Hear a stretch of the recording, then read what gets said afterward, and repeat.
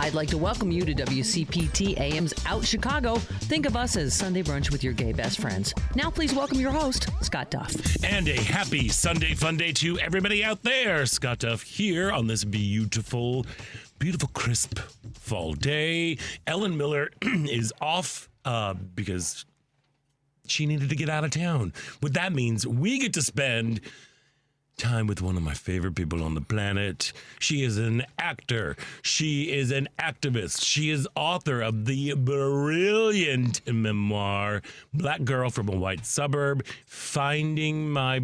Oh, I always forget the end. I was good. Didn't say it was a white girl from a black suburb. Finding my light. Finding my light and using my voice. Yes.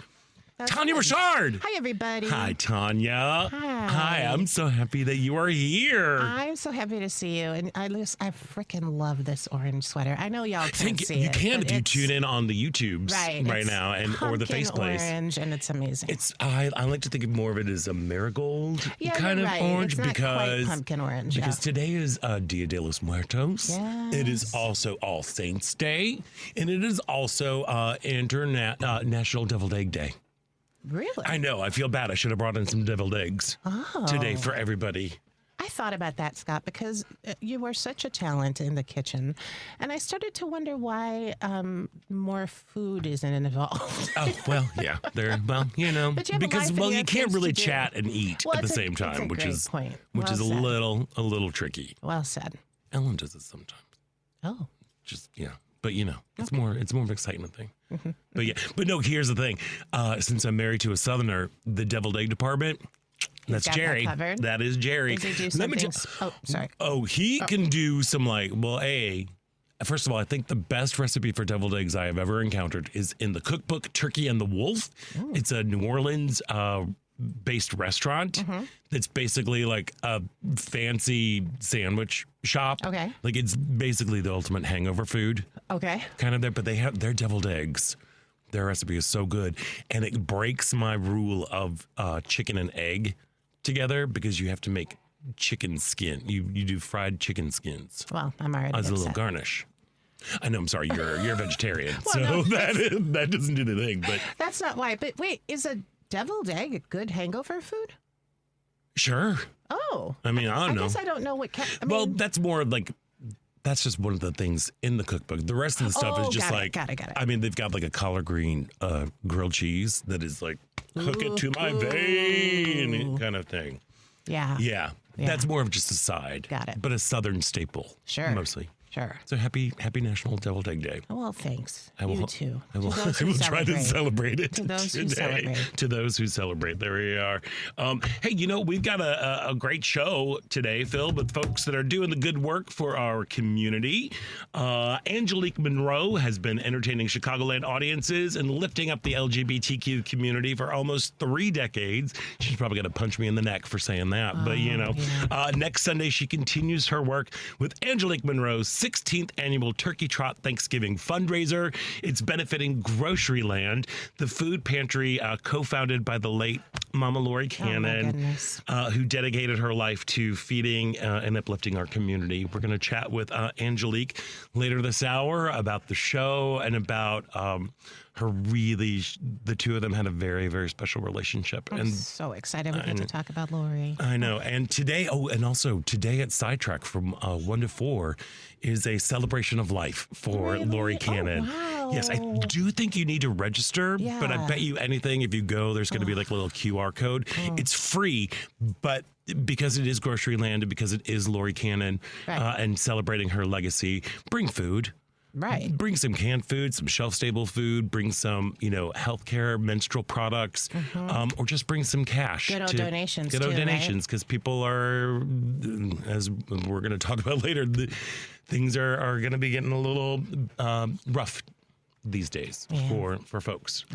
So Angelique Monroe is going to be on the show a little bit later. Cannot wait to talk to her. And I'm very excited about this. Dylan Blaha, a 32-year-old Army captain and biochemist, is challenging Democratic U.S. Rep. Nikki Budzinski for the opportunity to represent the Illinois 13th Congressional District. He describes himself as a fighter ally for the LGBTQ community. We're going to be chatting with him to discuss his platform, his decision to run for public office, and the importance of allyship right at the top of the second hour. And the 2025 class of Chicago LGBT Hall of Fame will be inducted November 6th. Very excited about these. Holy smokes, these folks are incredible.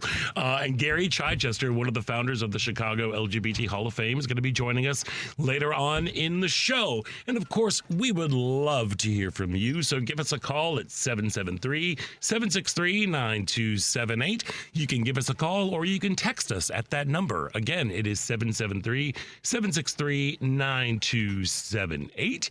Of course, you can listen to us on WCPT 820 AM on TuneIn, heartlandsignal.com, or you can watch the live video stream and bask in the glory of my sweater on the WCPT Facebook page or the Heartland Signal YouTube page. Tania Richard, hi. The last time you were here, was it after? Yeah. It was. Yes, I think so. No, because I was filling in for Patty, that's right. And we had you on to talk about the your memoir, your wonderful memoir. Thank you. Black Girl from a White Suburb. And earlier, I guess last month now, since we're in November now, you performed the one-person show that goes along with it at Ye Olde Steppenwolf. I sure did. It was such a full circle moment, dream come true type thing. Partly because a big section of the book I talk about performing at Steppenwolf in my early 20s in the Song of Jacob Zulu. And so I was able to, at Steppenwolf, where my career began, where I had my first experience sort of being part of a majority, because it was a majority Black cast, talk about that show and relive it a little bit. And it was just truly a dream come true, to the point where I'm like, and I think I'm set. I'm like, okay, what's next? I don't know. Oh, I don't know. All right. I'm very, very satisfied with that experience. Well, there we go. You know I what love mean? that. Yeah. It felt great. I'm so proud of you. Thank you. I am. You're my superstar. Thank you. There is something wonderful about performing at Steppenwolf. Oh my gosh, I love the Lookout space. I have been fortunate enough. I performed in every space there except for the Ensemble Theater, the new one. The new one. I have. Oh no, I haven't performed done in the garage. You have or you haven't? I have. Oh, you have. I've done all of them, nice. And I love that 1700 theater. Oh my gosh, it is so great, so cool, amazingly intimate. You're right. You can see everybody, and it really is. You're all in one room together. I mean, this is telling a story. This is very niche, but so the back wall at the 1700 is just all these posters from various sort of like iconic shows at Steppenwolf, right? And so as I was talking about the Song of Jacob Zulu, I was able to point to the poster that's been part of that design since its beginning. And then I refer to John Mahoney, and I can point to his picture of him, and then Kenny Free. I mean, it was like, it was so cool. It was so oh my cool. God, I just got chills. Yeah. So that's that sort of like feeling of like just when you've sort of worked that much on something and then you get to land it someplace like that. It was just awesome. Yay. Yeah. You were incredible. Aw, that's great. Did you have a good Halloween? It was kind of non-existent just because my kids have grown. And I'm, one of them has abandoned you. One has abandoned me, but we completely. got to see. Is she coming back? Is she going to see them yesterday. Oh, yay. Yay, because we went to visit their school because she's on the crew they did the Play That Goes Wrong. I love that play. Oh my gosh. That play is screaming for Scott Duff to be in it. Yes, it is. Yes, it is. And so for that to be her first tech show, because she's majoring in stage management. Oh my gosh.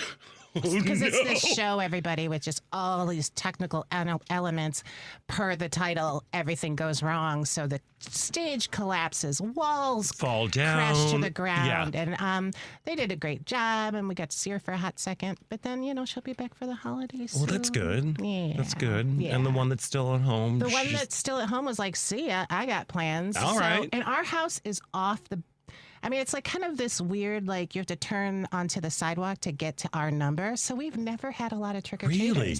Yeah. We don't even buy candy. What? Really. Do you get a lot? Well, we get none because, well, I live in a gated courtyard. You know, that sounds so bougie, right. but like, Yeah. I mean, it's a courtyard that you can't. Because that used to be one of my favorite things to do is hand out Halloween candy. Yeah.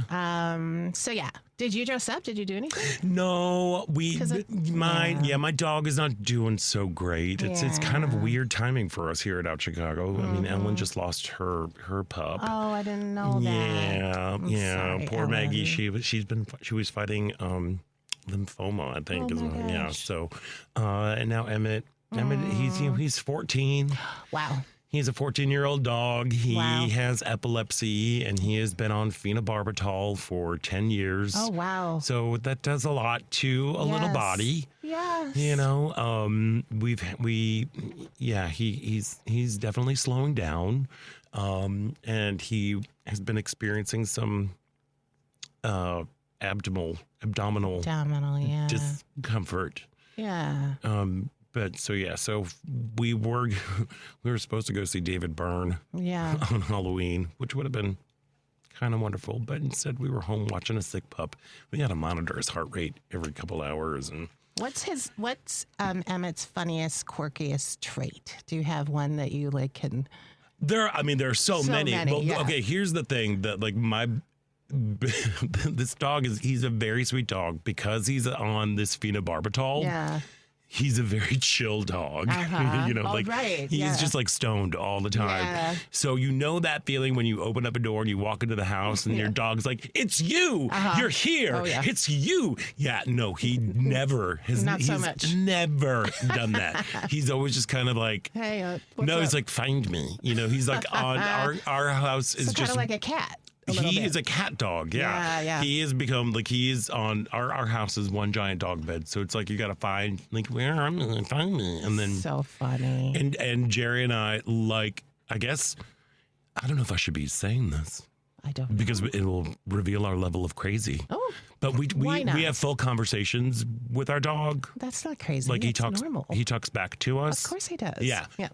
And for a while, when he first came to live with us, he went through a phase of calling us sucker MCs every time we picked up his poop. We've been listening to a lot of Missy Elliott in the house, and he picked that up. So we just give him sucker MC, and then we pick up his.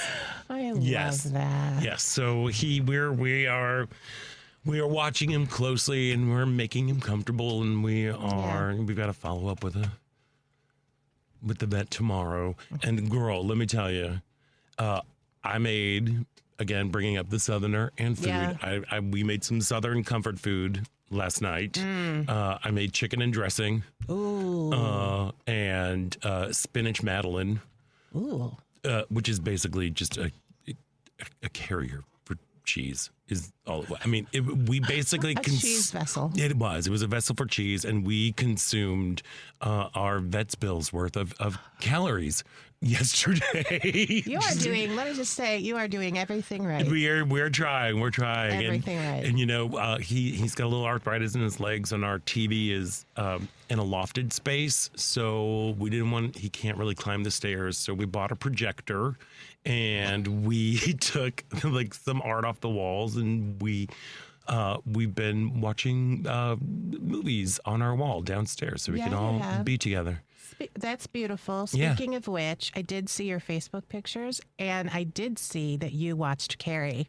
And Yes. I caught it the Yes. other night, and my gosh, that's a good movie. It's so good. It's so, like, it's good. It's like, Piper Laurie whew. is so Wow. good. So we have a weird connection to Piper Laurie. Jerry actually used to be her assistant. No way. Yeah, back in the day. When She's brilliant. oh, she's fantastic, and she has this great story about shooting Carrie. Like Yeah. she was a little like, should I do this part or whatever? And she's like, okay, I'm committed to it. And we're going to do this. You know, she plays Mrs. White, you know, Carrie's mom. She is a very fervent believer. Religious. Yeah, Yes. believer. And I believe her first day on set was when she's going and visits, is it Susan? Yeah, Susan's mom's house. Amy Irving. Yeah, Yep. Amy Irving's, but her mom, who actually was Amy Irving's mom in real life. No way. Yeah. We're learning things. Look, come to me about Halloween fun facts because like we really embrace it. Whoa. Yeah. So she did the scene as she was doing the scene, and if you've seen the movie, you're like, whoa. And after the first one, Brian De Palma came up to her and was like, hey, why are you making this, like, you're making this, it's coming across as really, really funny right now. And she went, well, this is a comedy, right? Oh my gosh. And he stopped and went, yes. Oh my yes, it is. gosh. Go with that. Go with that. So that is how she got this big, broad performance that is still so terrifying and so believable. Because she was like, I'm going to play it as if it was kind of a comedy. Okay. I love that story for so many reasons. That is fascinating. Yeah. Yeah. We take Halloween very seriously at our house. You know, Yeah. we started on Thursday when we were still we were keeping Whoopi. That's what we call him, Emmett Otter. We were keeping Emmett Otter, our little whoops, just safe. And we had some friends over, the old neighbors and the new neighbors came over. We had a fire pit outside, and of course a little outdoor movie. We call it the fire pit drive-in patio. Nice. And we watched Halloween, and we did a double feature that night, Halloween and Carrie. But the way we started the fire is this spring, they were trimming some red buds in our neighborhood, and I kind of scooped them up and I put them in a vase because, as you want to do, Sure. there we are. Why not? So we started it with the fire as we were bringing in the autumnal season. We started the fire. We broke up those branches and we used that for the kindling, and then we offered all of our guests the opportunity, if they wanted to. Since the portal is open between this world and the next, to write letters to folks that we're missing, and then toss them into the fire. So we did that, and then we've set up our ofrenda, which we've done for 21 years. Amazing. It's been kind of like, it's been a hard time with the pup being a little sick, but it's also been kind of a meaningful time, that we're just kind of, all right, we're remembering loved ones. We are sharing their stories. Yes. We're making things beautiful, and we are celebrating the transition to the next life, so that is kind of where we are. It's lovely. Yeah, it's been, I'm not going to say fun, but it's been meaningful. Yeah. A meaningful experience. Yes. Good for you. So so that's kind of where we are. I love it. Stuff. And I guess we should probably take a little bit of a break Okay. here because I'm tearing up talking about my pup right now. So we are going to take a little bit of break, but before we do that, this part about Chicago is brought to you by Team Hochberg, your trusted local lender. If you are purchasing a new home or refinancing your existing home, well, then you need to call Team Hochberg. You know them. Your trusted local lender. I just said that. Tim called to consolidate his debt and was so happy with David's advice, he left this 5-star Google review. David personally called me regarding my refinance inquiry. After discussing my situation, David determined I'd be better served securing a HELOC instead of refinancing. David then spent considerable time providing valuable guidance and referred me to KCG Credit Union for a HELOC. David's reputation on radio for genuinely helping others, even when there's no direct benefit to him, is well-deserved, and I experience this firsthand. Thank you, David, for your time and integrity. David thanks Tim for his amazing review and strongly encourages everyone to read Team Hochberg's nearly 600 5-star Google reviews. David helped Tim and thousands of WCPT listeners, but he can't help if you don't call 855-563-2843. Visit the website you know and love, 56david.com. That's 855 855-563-2843 or 56david.com. Lure.com, equal housing lender, NMLS 1124061. We are going to take a quick break, and when we come back, there's more Out Chicago right here on WCPT Heartland Signal.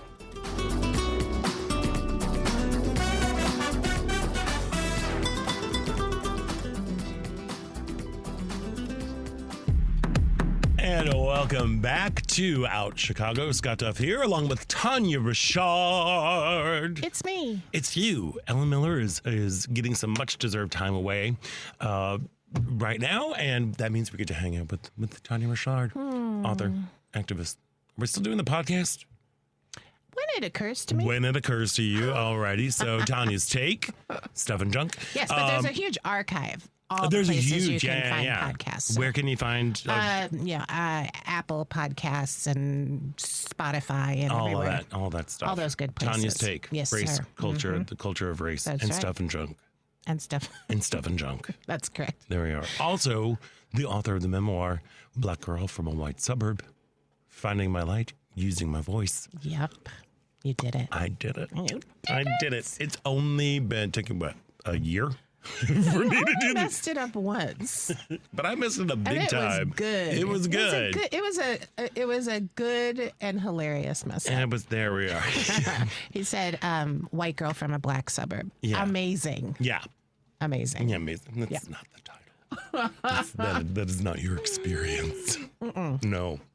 Although that's a legitimate story. So I know. I might listen I to want to that hear story. that. Yeah. Hey. And if you want to listen to any stories, you can give us a call or text us at 773-763-9278. The number again, 773-763-9278. This is a horrible timeline that we are living in. Yeah. Like, it's really just like, how are you holding up? I'm not. Right now. Me either. I know. Thank you. Thank you for being on it. You know, it's like, oh, I'm moving forward, but I don't quite know what I'm moving. How? It's all in my body too. I am exhausted. So, and I am still like, the show was October 3rd and 4th. I'm still recovering from it. It's so much to put yourself out there. And it was coming off of all the stuff around the book, promoting the book. Yeah. So it's been weeks of me trying to get myself back in order.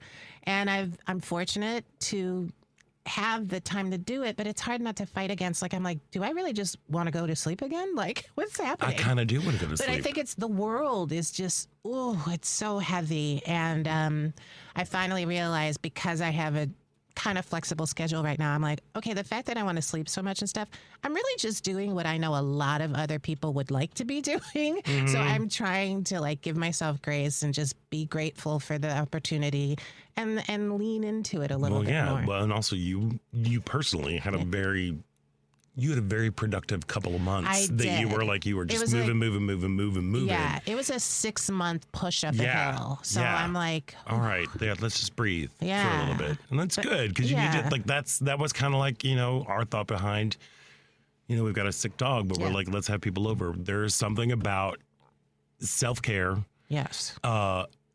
A phrase that is, in my opinion, sometimes thrown around a little too much. Yeah. But, because not everything needs to be self-care. No, know what I mean? But exactly. Like, yeah. And if you're, you have to have your priorities in straight. And that's where, like, with what I'm talking about, I'm like, I happen to be at a time where I can do this. It. Yeah. So take advantage of it. I'm telling myself, stop beating yourself up for it. Yeah. Yeah.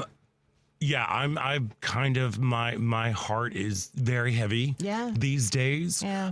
I am really over the sound of helicopters and sirens. Mm-hmm.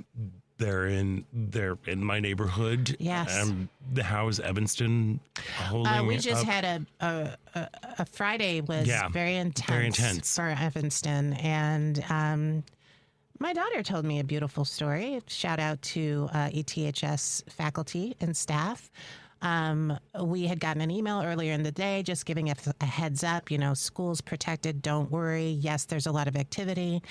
And my daughter shared that at the end of the school day, as the kids were leaving, all of the teachers lined up along the sidewalk around the school just to sort of say, we're here for you. We're here for you. And guess what, teachers? It worked because my 15-year-old told me about it. There we go. Good job. There really is something.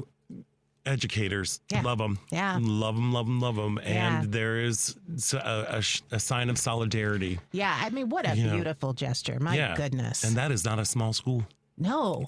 So to have all of those teachers out, that really has got to send a message to the ETHS community. Exactly. They're like, all right, we got you. Exactly. Yeah. So, but so it was an intense day. Today, November 2nd is a drive coordinated with community members and ETH High School doing a food drive.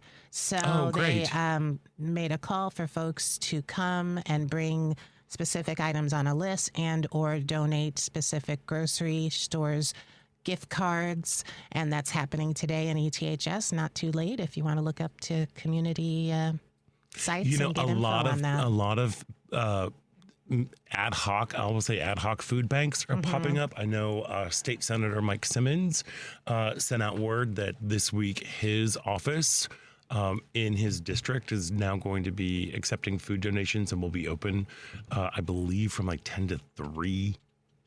I would need to double check that, but they are doing that. I know my alderman has been reaching out. I think all of the aldermans here in Chicago, hats off to all of you. Many, I know, like, I've been expressing my frustrations and talking about my heavy heart, and the best way to kind of combat that, along with doing your moments of self-care and refilling the well, is also just doing something within your community. Exactly. And when the world gets too big, try to look a little bit smaller and check out what your older people are offering. Yes. I know a lot of them are offering training on how to interact with ICE, and how that we can do our best to protect our neighbors. I know they are setting up food drop-offs or ad hoc food pantries that are happening. And I just have to say, with all of this that's going on, Chicago is united. It's like we're like, all right, we're here. Yes, we're here. We're doing this. And especially, this is a weird time. Truthfully, I'm very confused about what's going on with the whole SNAP program, the Supplemental Nutrition Assistance Program. Yeah. Because we know, because of the stupid shutdown that's going on. Yeah. It's affecting a lot of people. Yesterday, the money did not go out for SNAP. Well, it's been ordered. It's been ordered, right? Yes. It's been ordered to go. So, like a judge in Rhode Island on Friday ordered that they keep paying the food stamps during the shutdown. Late on Friday, Dear Leader Ding Dong said that the administration would provide the funding for food stamps in November once the federal court could clarify, quote, how we can legally, unquote, supply the money. But he did say that there was going to be an inevitable delay on social media. He went, it is already delayed enough due to the Democrats keeping the government closed. How is the Democrats keeping the government closed? Through the monthly payment date, and even if we get immediate guidance, it will unfortunately be delayed while states get the money out. And that's the problem. Like, if we did not have these federal judges who have some spine and some backbone, who are willing to stand up to the administration, they are willing to play with people's food. I mean, feeding America. Yeah. That is where we are, friends. People who are out there who are mega people. I don't understand. Please tell me, how are you winning? How are you winning right now? I don't see it. You clearly have something that you believe in, but I'm not quite sure what it is. But let that sink in. Your president was willing to let people go hungry so he could make a point. Yeah, and the truth is I don't think I don't know if he was willing to do that. And the reason I say that is, remember, all of it being by design, they've all been aware that there's this reserve for if the government is shut down. Right. So it's about creating fear and anxiety. And I do think of the families who have been up to the last minute worried about getting their money. Right. And so and even within the Republican Party, finally, there are people going like, this is actually the line. We're not going to do this. We're not going to do it with health care. So, it's just almost, it's the cruelty is the point, right? Because it wasn't, I just kind of always sort of knew, like, it's not going to actually happen because always something's going to come in at the last second. Agreed. So I guess my question is, does he think that this is going to be like a savior moment of like, I have released the funds? Because I don't think it is. If that is what they're planning it to be, I think they've already made such a poop show out of everything that by them releasing the SNAP funds, I don't think it's going to make it as big of a win as they think or that they're hoping it would be. I think it was grandstanding, and I think it was just trying to get the Democrats to agree to, whatever it is that's keeping the government shut down, or you know what I mean? Yeah, So it was to try to strong arm the Congress. It was theater, and unfortunately, real human lives are impacted by it, and not everybody knows the nuances of this. I want to say the word effery that is creating this, like, last second this, last second that. Like, not everybody knows, like, most likely they are going to go into the reserve. Meanwhile, they're frightened, they're anxious. And again, that's the point. The cruelty is the point. I feel like he was even distracted. I don't even think he was thinking about it that much. No, because he was going to go get a crown over in Korea, and he was walking around like a... Exactly. So that just layers the level of cruelty, because it's not even in I don't think it was even in the forefront of his mind. He's like, oh yeah, the thing about people starving. Right. Like amongst all the other things that he's piling on. I don't know. It's just, So I guess that's another question that I have for MAGA. Are you enjoying the cruelty? Is this like, you see what's happening, you see the cruelty, we see that cruelty is the point, we see that creating fear and anxiety is the point. Is that what you are saying in your Christian nationalist heart? That you want to just create unease and fear among people? I think it's important to remember that there's sort of different camps, right? So there are the people who it's finally getting through to, like, oh no, we can't take it to this level. Right. But then you have to also remember there are the people who think that people use the funds from SNAP to buy alcohol and to buy iPhones. Right. And that if they would just go to work. So, like, you have to remember, like, they're not seeing it as cruelty. They're seeing it as consequences. And that's the issue. Like, there's that much humanity we need to try to somehow wrestle back into them. Ugh. And that's the, because from our minds, it's like, how can you look at this and not see this? But they think it's people's fault. And that's the and then you've got problem. You've got Secretary Brainworm, who's out there saying, like, they can't buy soda, use cookies on this thing. It's like, you know what? If somebody who, like, what about a kid who's got a birthday that comes up? Oh, yeah. Like, the sort of like litigating of what people can buy. Like, we don't want processed. Well, and then on top of that, there's the fact that I kind of forgot what I was going to say, but yeah, the misinformation, in their mind, is somebody who's not legally in the country is benefiting from SNAP. No, that's not true, right? So it's like, remember, there's this chamber of misinformation being fed to people, and that's what they're operating from. They're not operating from the rational argument, which is partly what it's like. How do you get through to that? You have to undo so much misinformation. Yeah.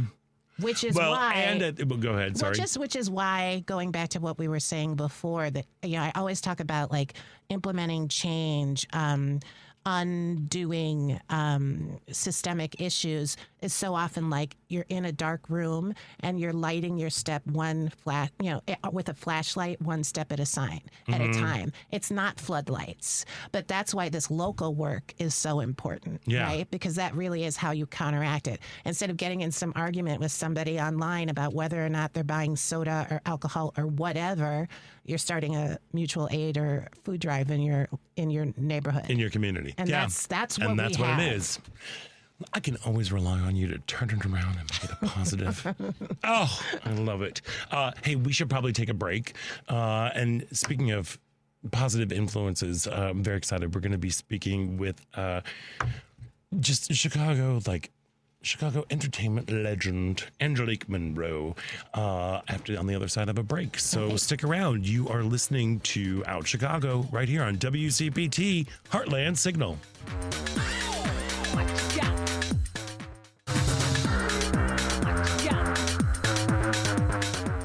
Hi, this is musician Homer Mars, and welcome back to Out Chicago on WCPT. Welcome back to Out Chicago. Scott Duff here, along with special celebrity guest co-host Tania Richard. I like that. Yeah, you are. Aw. You are a special celebrity. Thank you. In my heart. I'm very special. Yes, and a celebrity. There we are. And we've got another special celebrity who's on the phone right now. Look, Angelique Monroe has been entertaining Chicagoland audiences and lifting up the LGBTQ community for almost 3 decades. Please don't get mad at me for saying that. And next Sunday, she continues her work with Angelique Monroe's 16th annual Turkey Trot Thanksgiving fundraiser benefiting Groceryland, the food pantry co-founded by the late Mama Lori F. Cannon, who dedicated her life to feeding and uplifting our community. And joining us now is none other than a very special celebrity, Angelique Monroe. Hello, love.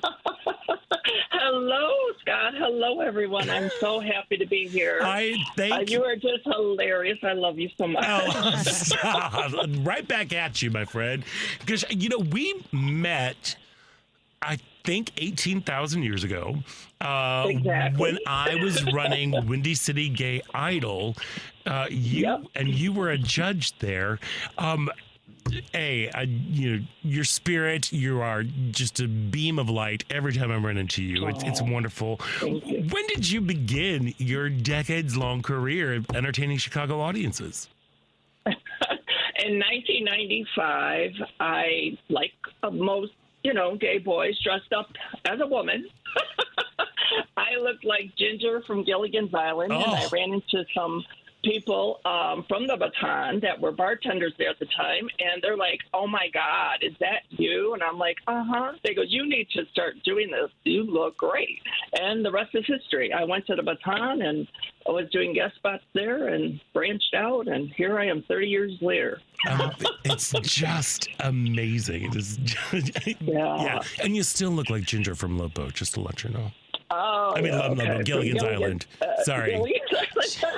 I always screw one thing up. Ginger must have ended up. Ginger on Love was Boat somewhere. at some Tina Louise had to have shown up on there one, like with Vicky.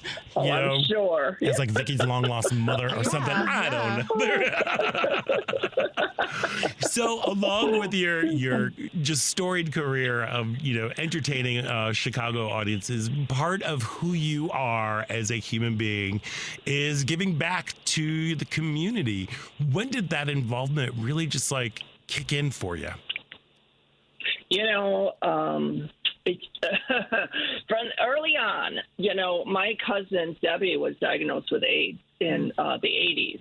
And for a woman, she was a heroin addict. And for a woman, they didn't really have much, right? Resources. Even gay men obviously didn't have any, but for a woman, So I promised her. She actually lived for 9 years. I was shocked, at that time. Yeah. But I promised her, I'm going to do what I can to raise awareness and do my part, and never ever thinking. All these years later, I thought by now, there'll be a cure. We don't need to do anything. No, we definitely do. Yeah. Yeah, we do. There's still miles to go.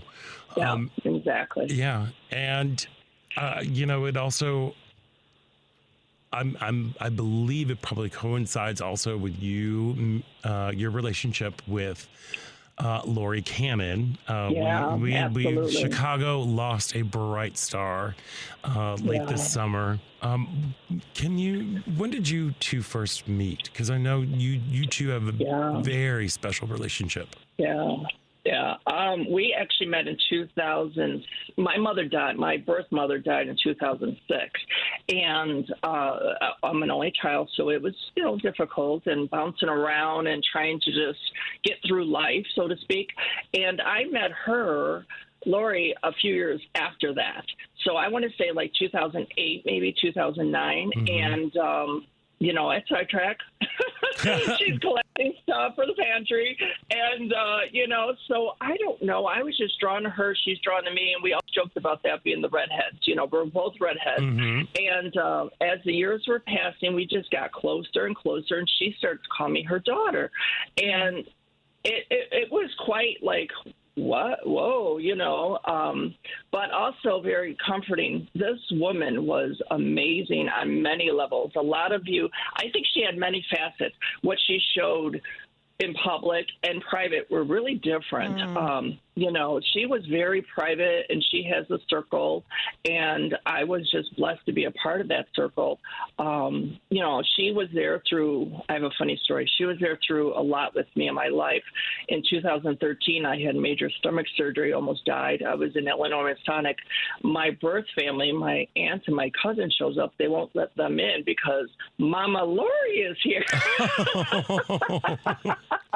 She's walking through the emergency room saying, "Where's my daughter? It's Mama Lori." And I'm like, oh, my God. It's so funny.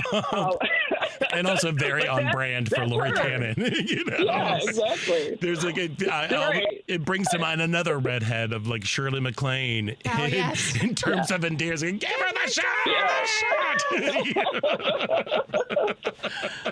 And then I love how she came into the room and she grabbed my hand. She says, "Don't worry, Mama's here. Your real family's out there, but they won't let them in."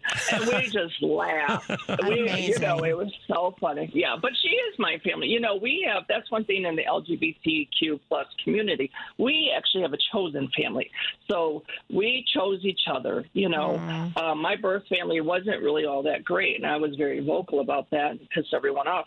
But Lori was like, you have to stand up and just be you. There's nothing wrong with you, because I was always doubting myself, And we just bonded, and I was by her side to the end. And, it was hard, but she lived a great life. She's leaving a great legacy, and we're going to continue it on. And just, she wouldn't want you to be sad about anything. She want you to be gay and happy. Right. Yes. 100%. Well, and people are going to be gay and happy when they come check out the 16th annual Turkey Trot Thanksgiving fundraiser benefiting Grocery Land. What do you have in store for this event that's taking place next Sunday? This year's a little different because we're doing a charity bingo. Come on now. Right. Through the years, I did a lot with different bars here in Chicago, and a lot of that included male strippers and having them in, and different drag performers. This year, it's more intimate. It's going to be bingo and fun and raffles and, fun prizes and that kind of stuff. And I really hope people show up and share stories and, that kind of thing for this year. And going forward, we'll continue on. There'll be a 17, 18, 19, and so forth, I just very, I'm going to tell you, Scott, I'm going to tell you this real quick. When we were in the hospital, I looked over to her and we were talking about this event. She says, "Oh, I got to get out of here because I'm going to sit right up front and cheer you on. And I'm going to place the chair right up front. And she's going to be with us, Girl, what are you doing to me? I know. Sorry. No, I love it. And, it's just so special, to have that, just and also to know that this is the first one without without Lori's it's gonna be physical so presence. tough. And I But just Right. want to share that about her reach anyway, because when I was, I guess, I don't know, early 30s, whatever, I used to volunteer at the store, at the at the At the Grocery land. pantry. at the, Pantry, yes, and Yeah. she had a huge impact on my life, and as someone who is not gay, an ally, it was about once she connected with you, no matter who you were. She is somebody who I just sort of think is like a pillar of one of those people who just taught me what it was to really commit to a group of people Yeah. and love them no matter what. And so Right. I'm sorry we've never gotten to meet, but it's so wonderful to hear you talking about her. Yeah, well, right back at you. There's so many people like through the, I obviously was at the funeral and things, and there were people who heard of me, but not Yes. necessarily met me. 'Cause Yes. she spoke a lot about me, and so it was great to connect with them and share stories. Yeah. And bottom line is that we're all like saying pretty much the same thing. Now, yes, she was fiery as her hair color, Yep. Yep. she Yep. Yep. could stand her own. Yes. But, her bottom line is she loved what she did. That was her life. That was her mission. She told me in the hospital, I got to get out of here. I have to do, we have Thanksgiving coming. We got this and that. And I said, well, let's get yourself well first. Yeah, yeah. And she was already kept moving. Her mind was always, I got to help. They're waiting for me. Yeah. Well, not only did she love what she was doing, she just loved. She just loved. Yeah. And that is so Yeah. powerful. And Yeah. and when I know you two are very, very close, and so carrying on that mantle of love, especially with this upcoming 16th annual Turkey Trot Thanksgiving fundraiser for Grocery Land, the organization that Lori helped start. How can people help out? Like if they're unable to attend, or how can they register to come to the event? What do they need to bring? Are you accepting food donations, just cash? Like how's this all going to work? Great questions. So what I did was create an Eventbrite, and because there were so many people saying, I can't come, but so $25 donation. There's a suggested donation at the door if you would like to give one. You don't have to, but those who can't make it and you want to reserve seat to play bingo, it's $25. And every food item, like a bag you bring in, I'm going to give an extra bingo card. So we're accepting food items at the door. And, of course, we're never going to turn down any donations. I do have representatives there from Groceryland who will help out and whatnot. But overall, it's going to be pretty much Eventbrite. Go on there and grab yourself a reservation and make sure you get in and get a seat and all that. And it's a nice afternoon. We're doing it Sunday, November 9th at 3 p.m. And bingo's going to start promptly at 3:30. And we're going to have drag performances in between the bingo games. It's co-hosted.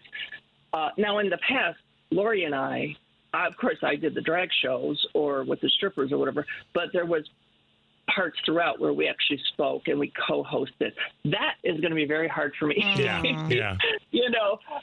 So I have Milani, who is a wonderful entertainer, and she's going to co-host bingo with me and hold me up. Yeah. So I'm really happy about that. And I think I know everybody coming so far. A lot of people from the pantry and friends and my family, my chosen family and stuff, through all these years are going to be there to support. I love an event that starts at 3:30. I know, right? Come on, I That's know. my sweet spot. So we need to make sure that you are all grabbing your tickets and registering for Angelique Monroe's 16th annual Turkey Trot Thanksgiving fundraiser benefiting Grocery Land. It is next Sunday, November 9th at Juliana Restaurant and Nightclub in Chicago. It starts at 3 o'clock, but we now know the bingo starts promptly at 3:30. Get that cover all ready and give thanks and give back. Angelique Monroe, thank you so much for taking time out today. Thank you. Enjoy the celebration today at Sidetrack, because I think we have again, laughter through tears is my favorite emotion. And I think that is, and lead with love as Lori would. Yes. Yep, absolutely. Thank you so much. I appreciate it. And I appreciate everybody, at this time. Everyone's been so supportive. And thank you. Well, I know she's smiling down. I know she is. She's with us everywhere. Again, the event is Angelique Monroe's 16th annual Turkey Trot Thanksgiving fundraiser. Go to Eventbrite, do a little search of that. Angelique Monroe, thank you for all that you do and for just being wonderful. Thank you. Thank you. Right back at you. All right. Take well, care. we have Have a got to good take a quick Sunday. break. And when we come back, it is the second hour of Out Chicago right here on WCPT Heartland Signal.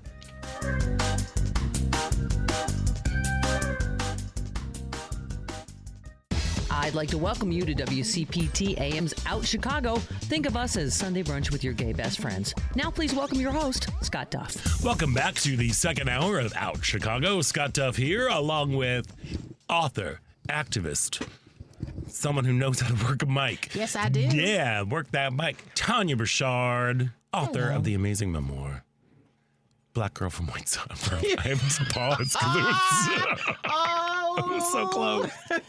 I always screw it up. I don't know. I get it. I know. No, you don't get it because that is not the title. You don't understand because you are clearly a black girl from a white suburb. You know what, though? It's so funny because the whole thing is like you're supposed to have a subtitle, like, I don't know, in publishing, whatever.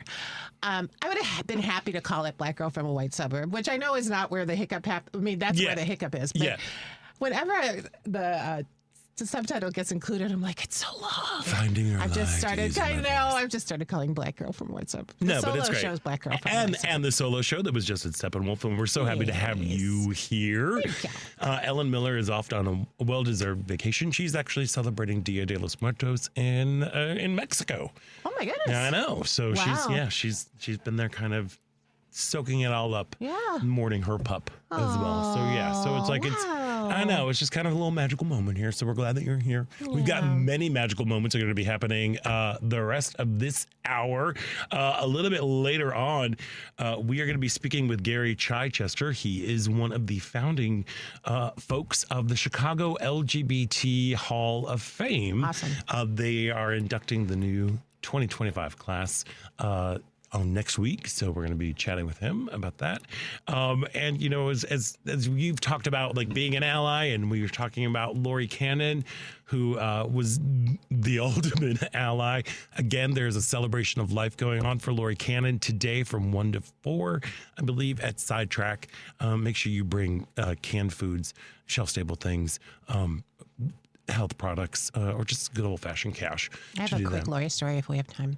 It's okay if we don't. We can do it. Why don't we do that we'll at the end? Yeah, because I don't want to keep our next guest on hold because it's very exciting. There is a primary challenge brewing in the Illinois 13th Congressional District. 32-year-old Army captain and biochemist Dylan Blaha is challenging Democratic U.S. Rep. Nikki Budzinski for the opportunity to represent the district. And joining us now is Dylan Blaha. Dylan, welcome to the show. Hey, thanks for having me. Can you guys hear me? Yes, we can. Thank you. Can you hear us? Yeah, I can. Yeah. Fantastic. Thank you for taking so much time out of your day today to join us. I know that's got to be a major resource for you right now. But as I ask all candidates who are running for office, why are you running? I think right now, really just more than anything, it's being a candidate that meets the moment and is willing to call out Republicans on all their BS, but also challenge Democrats who don't fight for human rights, for equal rights throughout America. So, I think. But can you hear me? Now we can. Yeah, you dropped out a little bit.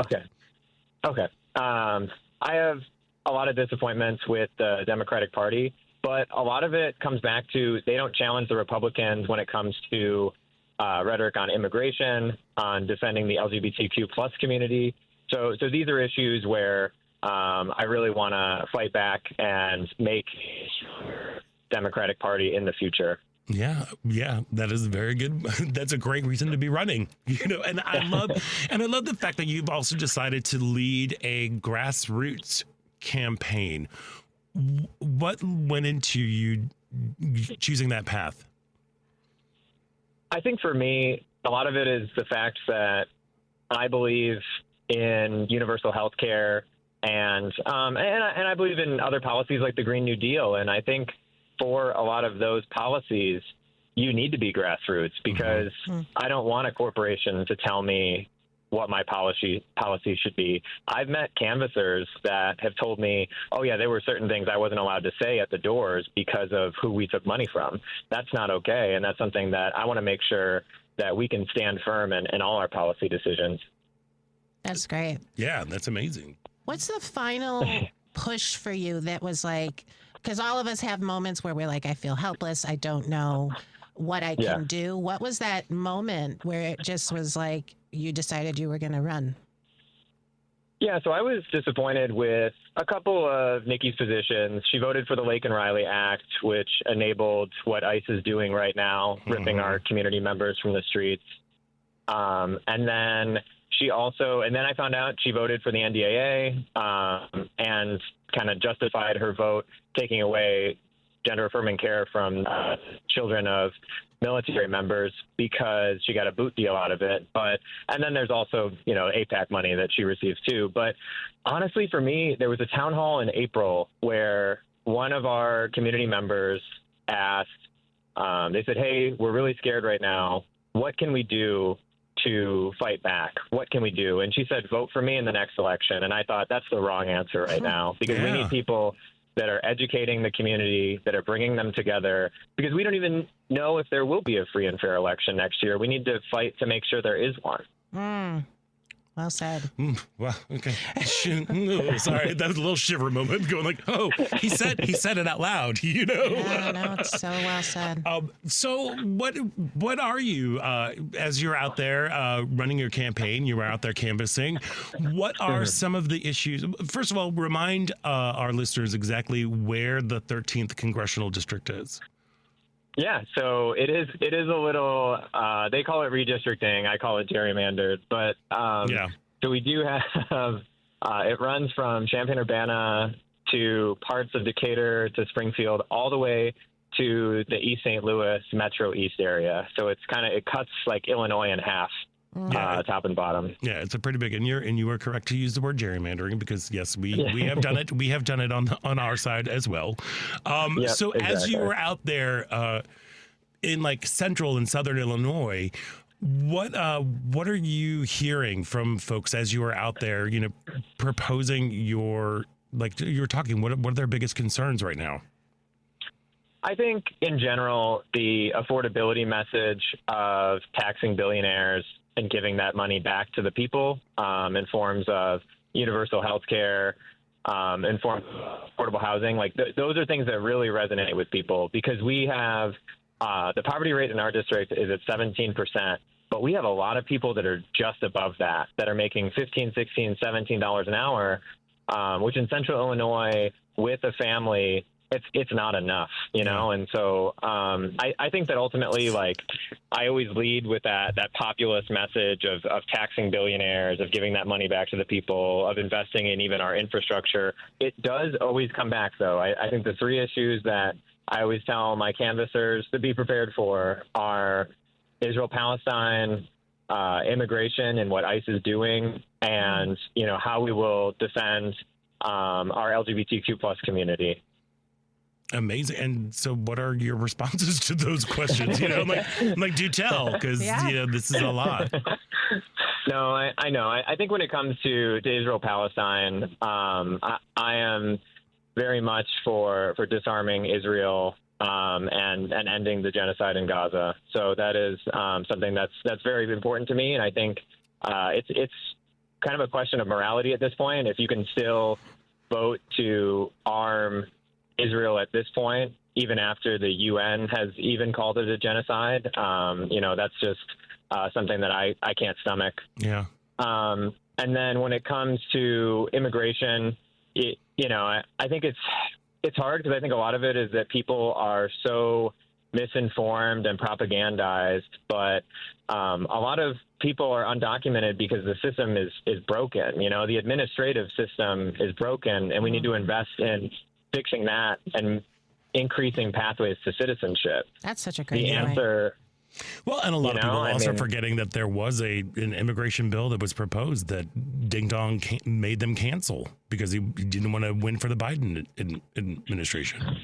Yeah, no, exactly. And I know a lot of people and that I've spoken with that have been trying to immigrate legally for over 30 years, and they've spent tens of thousands of dollars on lawyers. And it's just the system is broken, but not in the way that people think it is. And then they manipulate them with this false narrative of crime when we know that crime is down in Chicago. We know that crime is down in D.C. and undocumented immigrants in general. Like, there have been many studies that show that they commit less crimes than U.S. born citizens. So there's a lot of education that goes into the immigration piece for sure. Yeah.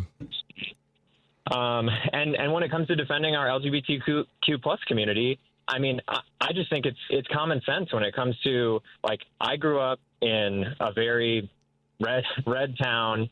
You know, a lot of my extended family was Republican. My parents, were always more left leaning, but I've never in my life thought that anyone was better than anyone else, or that that some people are not worth defending. And it's one of those things that I know I said it in my Advocate article a couple weeks ago. An attack on one is an attack on all. Yeah. And we need to defend every person, because at the end of the day, no one is better than anyone else. Amen to that. And I love that you in that Advocate article was really fantastic, actually. And I love the fact that you called yourself like a fighter ally was the phrase that you use.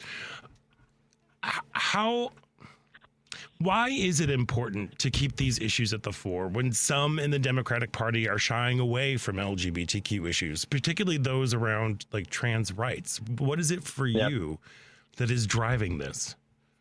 I think if we start to lose the narrative, then we see how much it will continue to spiral out of control. They've lost the narrative with immigration for so long, and now they fail to defend, especially trans people, and now we see the types of things that these far right people just continue to become more emboldened. And I think that a lot of Democrats think, if we don't talk about it, it'll go away. But we've just been compromising with them for decades, and we need to draw a line in the sand. Yeah, we sure do.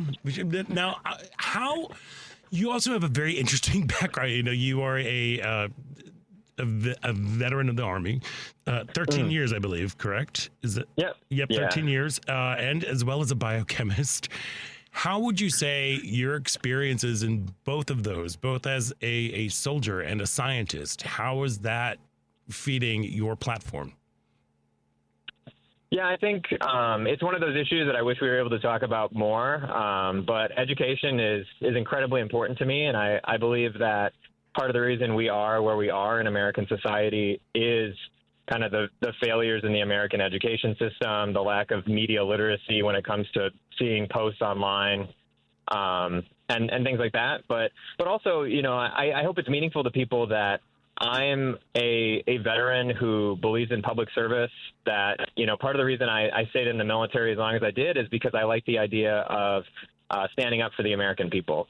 I definitely don't agree with everything the U.S. military has done, especially all these attacks on random boats in the ocean. Right.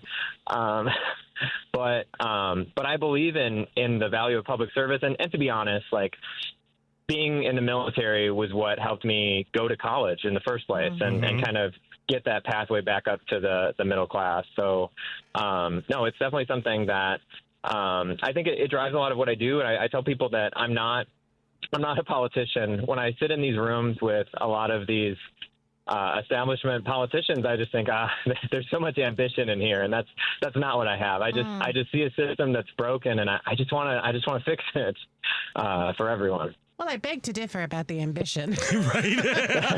Veteran, what is it? Biochemist. Biochemist. Yeah. I beg a little to cancer differ. research thrown in there for a soupçon of cancer research. Yeah. So we've got folks who are listening like all over the state and all over the country right now. what words of encouragement would you offer during this? I mean, these are just crazy, tumultuous times. Yep. No, I'm actually going to a protest right now in Stoughton, Illinois, because a restaurant owner was who had lived in the community for decades, at least 20 years, was ripped from the community the other day after he dropped his kids off at school. And I mean, what we're seeing is not normal. It is not anywhere next to okay. I mean, fascism continues to rise in America, but we do see shining glimmers of hope. And look at things like No King's Day, where people were able to go out there and show that they stand united against Donald Trump and what's going on. We need more of that. We need people to continue to organize in their communities. I've told people if you're not helping some family in your community, you should probably start, because there's definitely people that are struggling economically. There's so many people in Chicago that are afraid to go outside right now. And I know some of my friends have really helped to organize things like collecting candy for kids that are afraid to go outside so they can still get candy on Halloween. We need to do that every day. And sometimes it's hard because we don't necessarily always know the best route to take, but we need to fight back in any way we can. And sometimes that's targeted boycotts. Sometimes that's going to a protest. But we can't let them win, and we can't let our rights be taken away in advance. Amen to that. So I think we're on the same page. Start small. Start with your community. Yeah. If your community is too big, start with your neighbor. Just Exactly. check in there. How can folks find out more about you, your platform, and offer their support if they are able to? Yeah. Our website is DylanForIllinois.com. That's DYLANFOR Illinois.com. And my handle on most social media platforms like Instagram, TikTok is at Dylan Blaha for Congress. So yeah, definitely check us out. We're grassroots, but we've honestly in the last couple of weeks we've doubled our total donation. So we're gaining steam quickly, and we're really excited to take on the establishment and just build a better Democratic Party. Well, Dylan Blaha running for the Illinois 13th Congressional District. You are definitely walking the walk, as it were, service-minded and just wanted to help out the community. So thank you for very much, and best of luck with you on this campaign. And again, to find out more information, go to DylanForIllinois.com. That's DYLANFOR Illinois.com.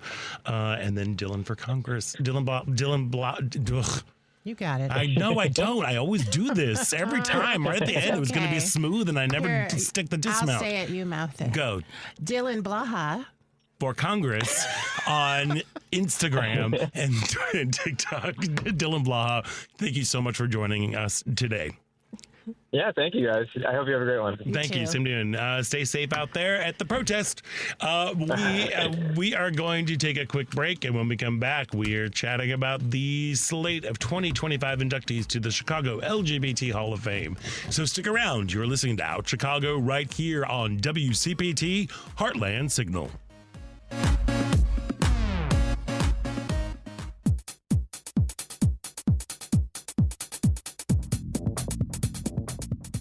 Hey, this is Kathy Richardson, America's sweetheart from Jefferson Starship, and you're listening to Out Chicago. Welcome back to Out Chicago. I'm sorry, every time I hear that little bumper, it cracks me up. Not like Kathy Richardson, the musician. Yeah. Oh my gosh, she's brilliant. She's brilliant, and she is America's sweetheart. And look out. There I am. She's awesome. Yeah, she's very, very awesome. And, our next guest knows a lot of awesome people that's happening, because the Chicago LGBT Hall of Fame, the only city-sanctioned LGBT Hall of Fame in the world, has announced its slate of 2025 inductees, 19 LGBT-identified individuals and 4 LGBT-identified organizations. And joining us now is one of the founders of the Chicago LGBT Hall of Fame, Gary Chichester. Gary, welcome back to the show. Well, thank you for inviting me back. Oh, my Hello, God. Tanya. Hi. So, can you tell folks a little bit about the history of the Hall of Fame? I always forget that Chicago is the only city in the world That's so cool. that has a city-sanctioned Hall of Fame for us. Well, when the mayor of Washington was mayor of the city, he encompassed LGBT folks into the Commission on Human Relations. And that started, we became one of 8 different consuls on the Council on Human Relations.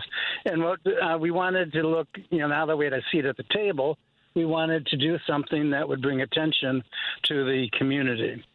So the Women's Council at the time was doing a Hall of Fame. We thought it was a good idea, and that Tom Domkowski, Linda Rogers, and others decided to start the Hall of Fame in the LGBT community. The Women's Council stopped doing it, but we continued on now for the past 30. This will be our 34th annual induction ceremony coming up this Thursday at the Chicago History Museum at 5:30.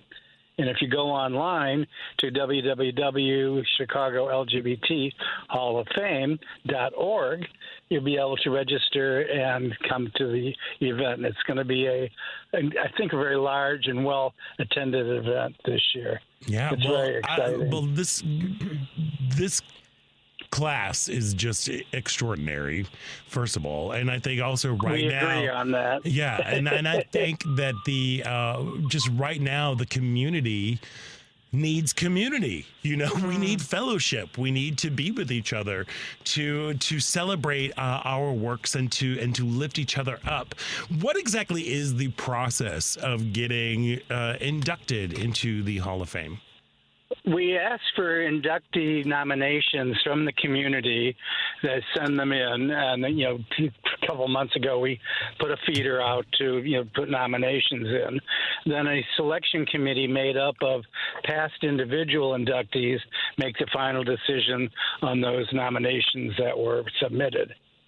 And then the selection is made from those. Well, and as I said, this new class of inductees are just some extraordinary people, several of whom are friends of the show.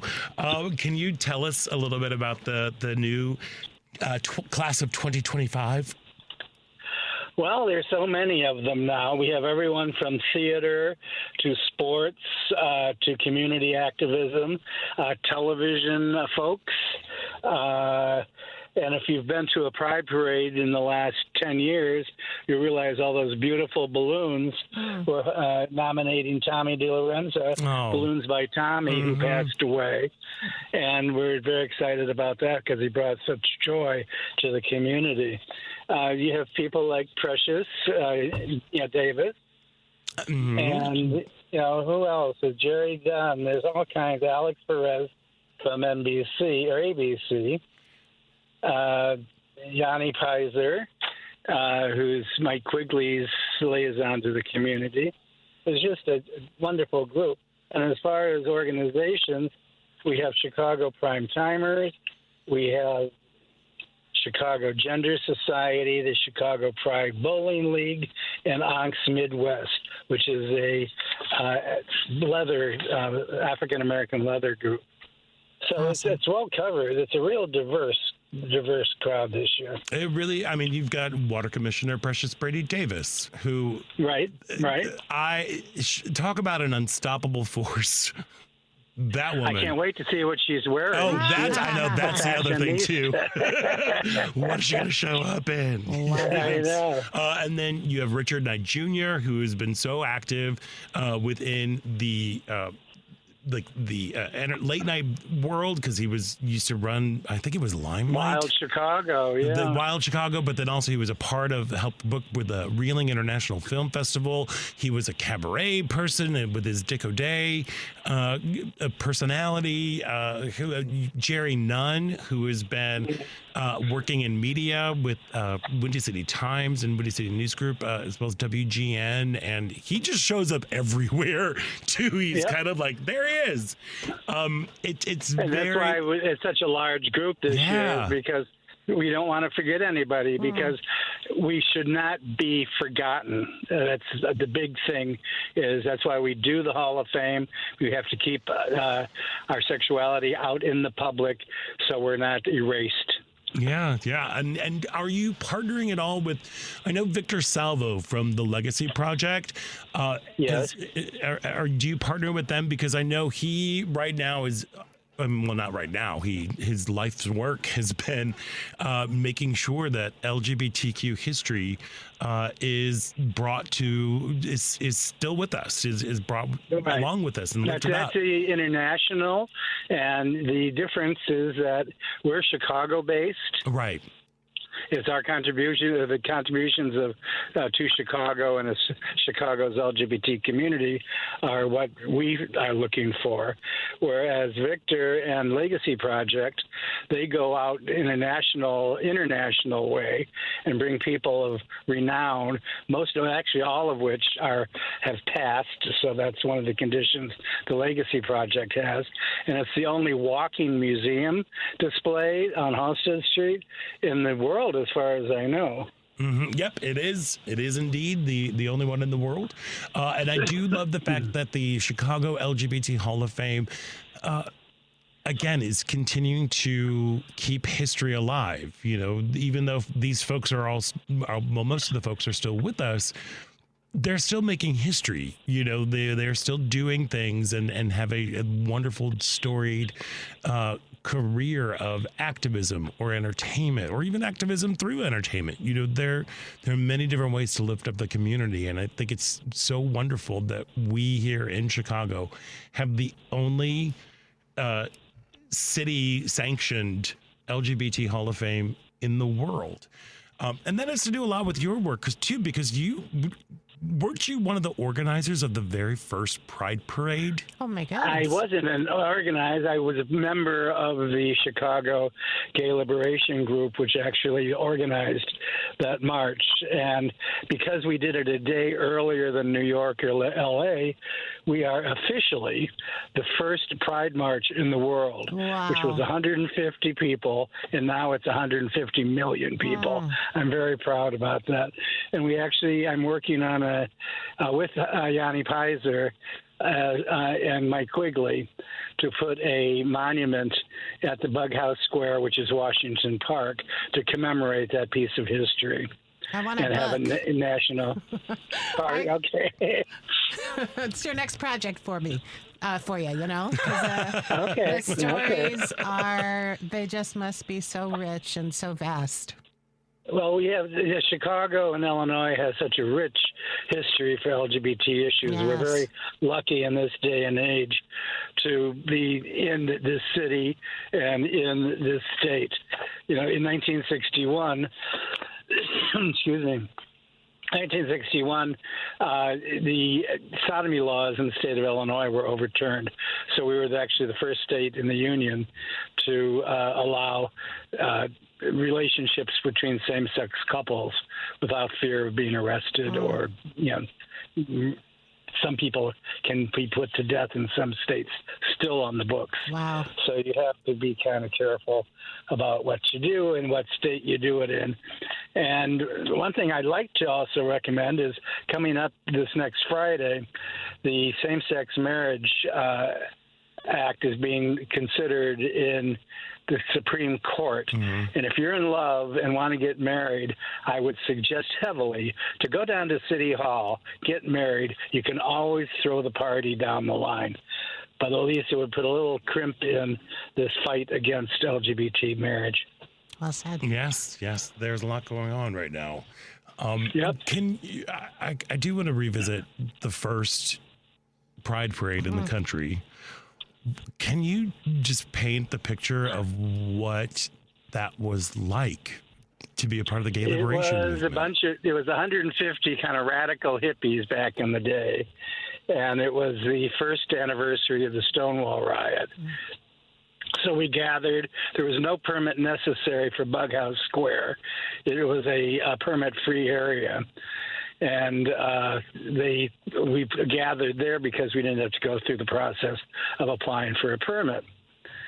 So from there, we gathered, we marched, made a few speeches, and then we started marching down Michigan Avenue on a Saturday afternoon, and it kind of blew people away. I don't know if people just you see the reactions of knowing that queers were marching for civil rights back in 1970.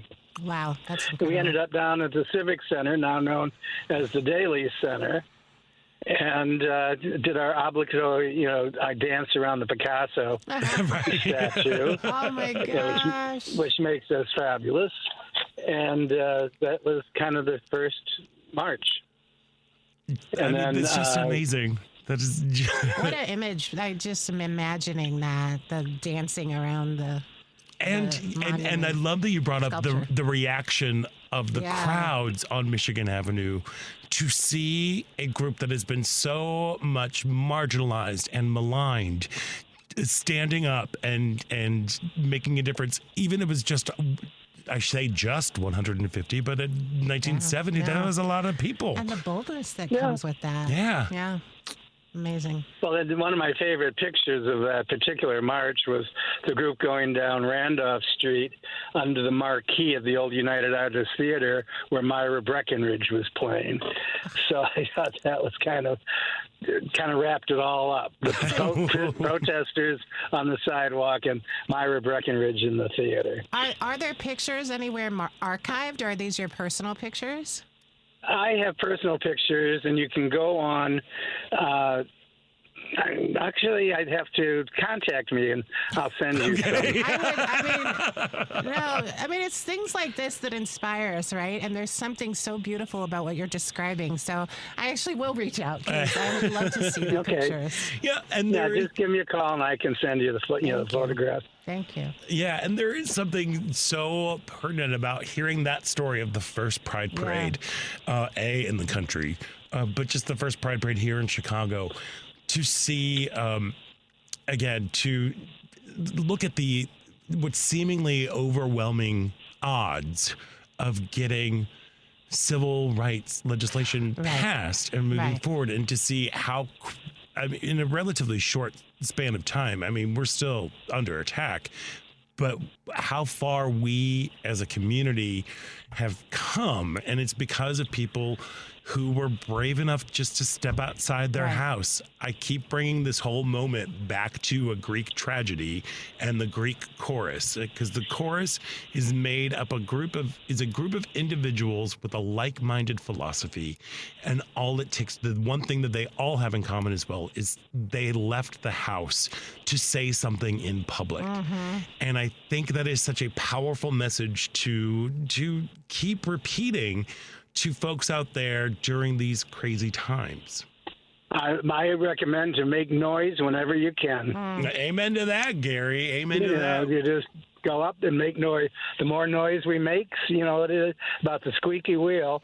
Well, I know that most of the queers I know are all very squeaky. Well, I'm a little creaky right here. Tanya and I have been complaining about our hips both over here. So.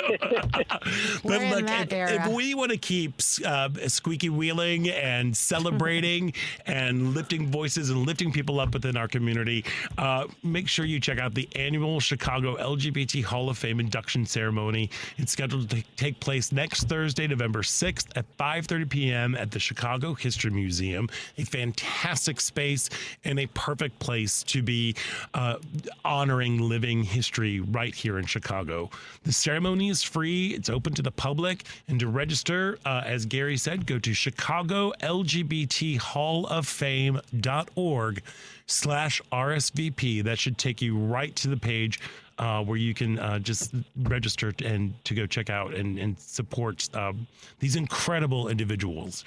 Gary Actually, if you get there early, they're opening up the Design for Change exhibit, especially for the group, which it basically does how graphic arts back in the late 60s and early 70s have brought all the various, from anti-war to civil rights to women's movement to LGBT movement, brought them all together, and we learned from everybody. We might not have agreed on everything, but we learned how to do this before, because gays never did it before until the 1970s. So that's going to be open until the ceremony starts on Thursday. Oh, well, so what time should people get there? Or they can get there? 4:30. 4:30. 4:30? All right. Go see the exhibit, yeah. Awesome. Amazing. Gary Chichester, thank you for all you do. Congratulations on an outstanding new class of inductees to the Chicago LGBT Hall of Fame, and have a fantastic event on Thursday, November 6th. Thanks, Scott. Thank you, Tanya. Bye-bye. Take Thank care. you. All right. Have a good afternoon. Bye-bye. You enjoy the day.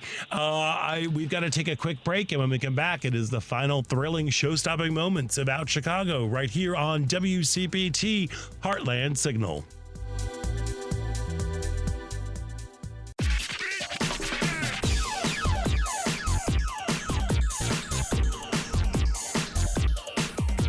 Hey, this is Mark Patton, and I'm from Scream Queen, My Nightmare on Elm Street, and you're listening to Out Chicago. Welcome back to Out Chicago. Scott Duff here, along with Tania Richard, author, activist, actor, Triple A. There, dance sensation. That's right. Yes, you're here. Hey. You said earlier, like at the top of the hour, you were like, I've got a story about Lori Cannon. Yes. But I just want to remind everybody that there is a celebration of life for Lori Cannon, the driving force behind Groceryland and several other agencies, just a huge ally to the LGBTQ community. We lost her in August. There is a celebration today, starting in about 15 minutes. So it's from 1 to 4 at Sidetrack. It is free. I have a feeling you probably need to scan something. I know they were asking people to register. It might be a little late for that. Sure. I'm not sure, but I'm sure if you show up. Or have a good thought.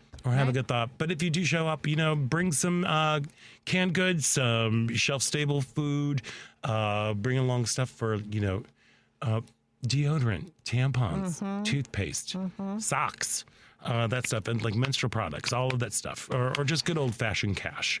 Yes. That will do that. So, sorry, I wanted to remind that before you reminded us of a lovely tale. Yeah.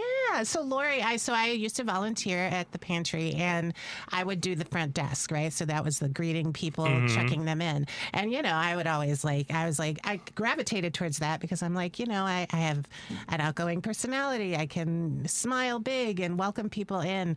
And, as she was training me, it was really, she just had this sense of her that she was like, that's not it. It's not just about smile, greet people, hello. She's like, you literally need to learn everybody's names, or I'm not going to have you work the front desk. And it was just one of those moments. Yeah. I was like, that feels like it was everything she was about. I was like, we're not just doing smile pleasantries, hospitality. It's like, no, you need to know these people. You need to know their order before they fill out the form. And so from then on, I approached it that way, and the difference that it made to be known, to be recognized. I feel it when I go to the Y and they know my name, right? But she was like, you literally can't work at the front desk unless you're calling people by their name. And it's just, I think, a story that really encapsulates her spirit. Yeah, and it also, it's a great way to move through the world, especially when you are, working with an agency that is helping your neighbors know them. And it opened me up in a way, because I really did, approaching that, think that's enough. I'm going to be warm. I'm going to be friendly. I'm going to be welcoming. It's like, no, people want to feel known, right? And so...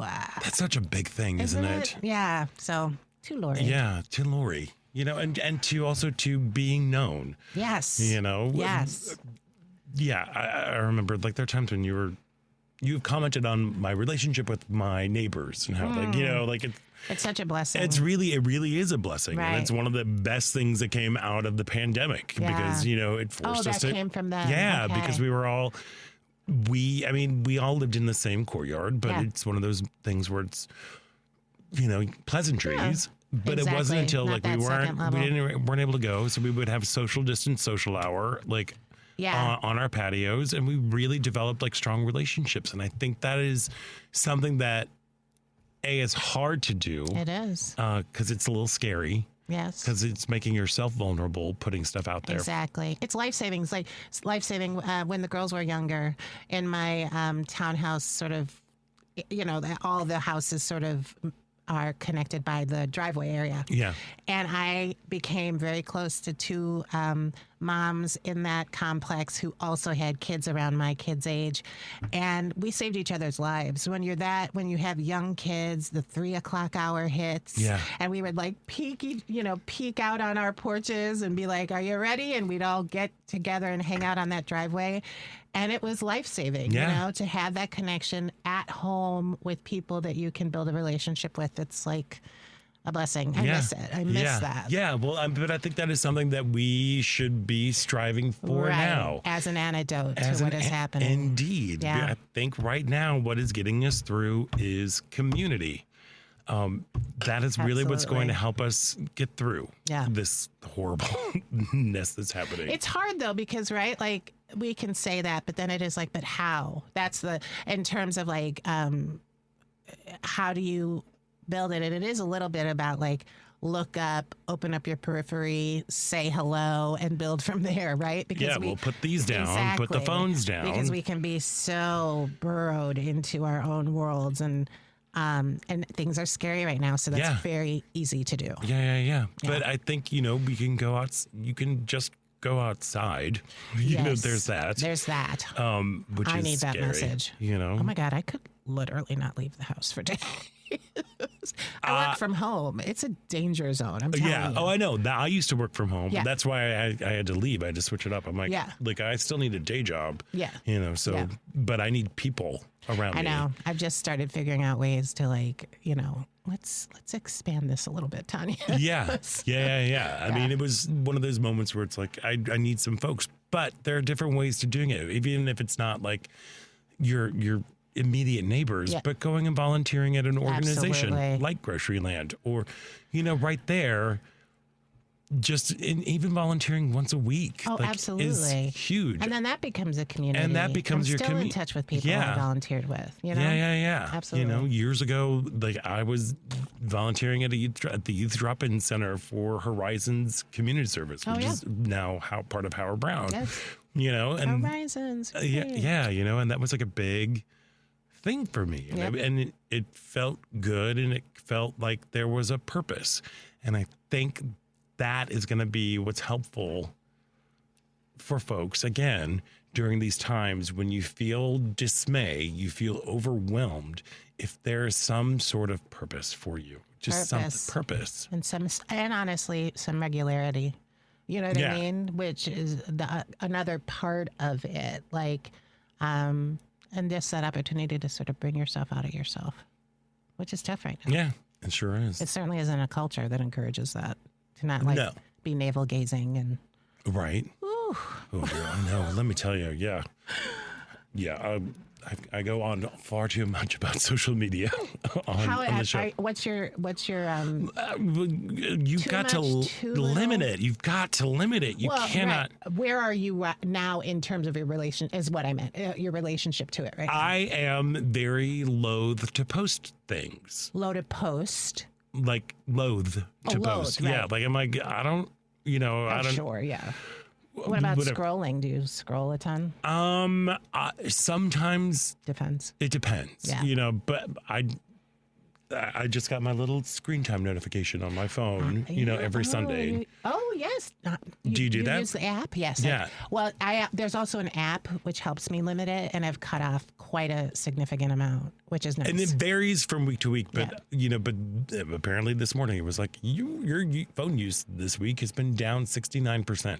Oh, yeah. Okay. You know? Yes. It's like, yeah. It's good to know, right? yeah, it's good to know. And although my computer told me that it was like, and it is up 69%, you know, It's so funny. it's kind of like a different if they're thing. not all synced. Yeah, they're not synced, but I mean, but it also is a different thing because a lot of people will use social media only on their phone exclusively. Sure. You know, not Right. necessarily because I'm, sending a lot of emails.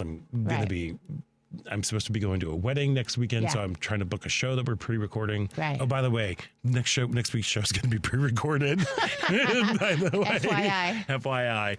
But I think it's really important because a lot of that navel gazing comes from social media because you are waiting for comments on things that you have posted and for likes, and it becomes a form of validation, and it's just not real.